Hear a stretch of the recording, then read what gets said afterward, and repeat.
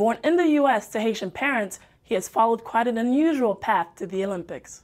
Many of the fans buying the Jeremy Lin gear are wearing it on game night. The Knicks are selling more tickets. Accidents on McGinnis Boulevard are sometimes deadly. Memorials like this one.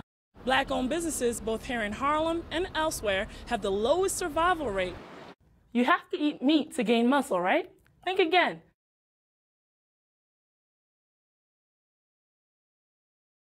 He's rarely more than a hop, step, and jump away from the sandpit. Samir Lane is a world-class triple jumper. That means spending up to 4 hours a day on the track and in the gym, training for the thrill of that giant leap. It really is like you're flying, you know, and when you hit the sand after a good jump, it's exhilarating. Last summer, Lane flew 55 feet and 6 inches to qualify for the London Olympic Games. He's putting his legal career on hold to focus on jumping for Haiti. I want to go there and win a medal because I know that the entire country and in the Haitian diaspora and people on the island itself, they just be elated. Even without the earthquake from 2 years ago, it'd still be a big deal to give people their hope and to inspire folks. That January 2010 earthquake killed hundreds of thousands, including 7 Haitian Olympians and at least 30 members of the National Soccer Federation.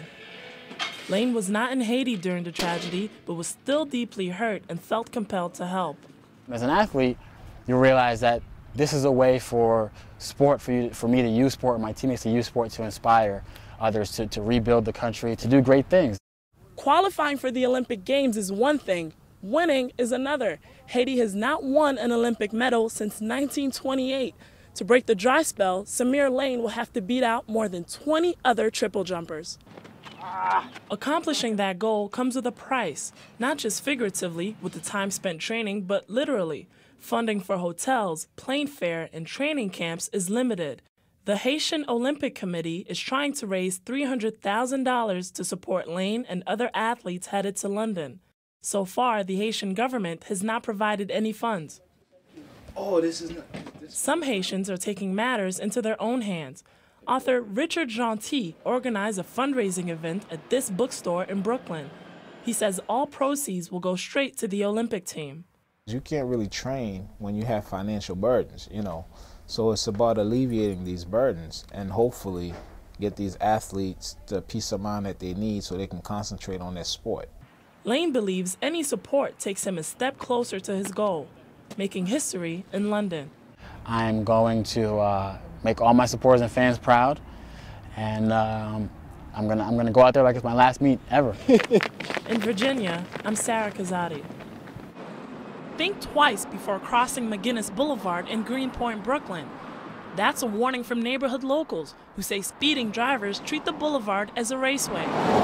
McGinnis Boulevard is like the one place where you really wait until the light changes. An issue for me was moving on this side, having to cross the street to go to the train. Like a boulevard of death. There's many people that have been hit here and killed here. A new study by advocacy group Transportation Alternatives says 2 out of every 3 drivers exceed the 30 miles per hour speed limit. It also revealed accident data from 2005 to 2009. One time a month, a vulnerable user of the road, someone just walking around or trying to ride their bike, was getting hit by a car. Lindsay Ganson is the organization's safety campaign director. She explains that McGinnis stretches only about a mile and is the fastest way to get from I-95 to the Brooklyn-Queens Expressway. But speeding trucks and cars put pedestrians and cyclists crossing the boulevard in danger. Accidents on McGinnis Boulevard are sometimes deadly. Memorials like this one at various intersections along the road serve as reminders for local residents. This is not a perceived danger. This is an actual danger. Emily Gallagher helps run a community group that targets local issues. She believes the NYPD hasn't done enough to stop the speeding. Drivers who are speeding most likely can assume that they won't get a ticket. The 94th Precinct says it has put more officers on the boulevard to catch speeding drivers. Along with new countdown clocks at crosswalks, the Department of Transportation installed this speed board to remind drivers to slow down. Transportation Alternatives is proposing a bill that would put cameras along the boulevard. They'll take photos of speeding cars and send drivers a ticket in the mail. In the meantime, residents will continue to cross McGinnis Boulevard with caution. Sarah Kazadi, Greenpoint. competitor number 14 from Brooklyn, New York, Jahina Malik. Jahina Malik is 123 pounds of pure muscle. Her chiseled physique isn't just for show. The 32-year-old has been competing as a professional bodybuilder since she was 19. I hear a lot of people asking, why do I do it, or why do I put myself through it? It's the high I get on stage when I'm flexing and when I'm entertaining the crowd. The key to building those bulging biceps isn't just training, but focusing on her diet. And while most of her opponents bulk up on beef, she chows down on tofu. Malik was born to vegan parents and has been vegan her entire life. She's never tasted meat or dairy.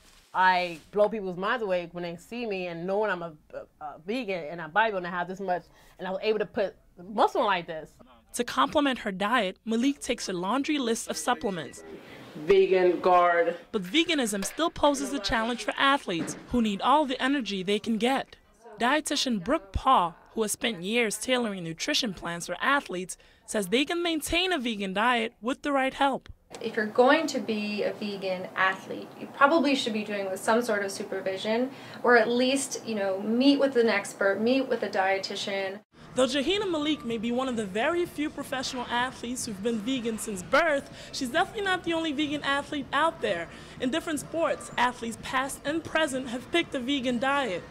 Some of the more famous ones are Olympic track star Carl Lewis and MMA fighter Jake Shields.